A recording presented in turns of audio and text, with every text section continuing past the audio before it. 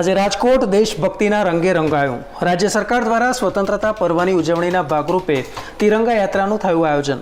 મુખ્યમંત્રી ભૂપેન્દ્ર પટેલ, કેન્દ્રીય મંત્રી જેપી નડ્ડા, CR પાટીલ પણ રહ્યા ઉપસ્થિત। સાસણમાં આજે વિશ્વ સિંહ દિવસની થઈ ઉજવણી।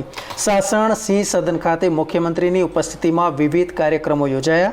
ગીરની સાંસ્કૃતિક ધરોહર નામનું ફોટો પ્રદર્શન ખુલ્લું મુકાયું। વડાપ્રધાન મોદી વાયનાડ ભૂસ્ખલન પીડિતોને મળ્યા, હવાઈ સર્વેક્ષણ પણ કર્યું। કેરળના મુખ્યમંત્રી P વિજયન અને કેન્દ્રીય મંત્રી સુરેશ ગોપી રહ્યા ઉપસ્થિત।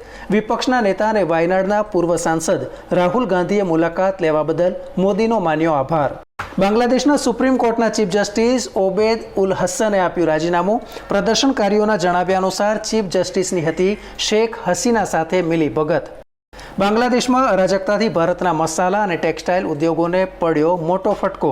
દેશમાંથી વર્ષે 9,000 કરોડના મરી મસાલાની ભારત કરે છે બાંગ્લાદેશમાં નિકાસ।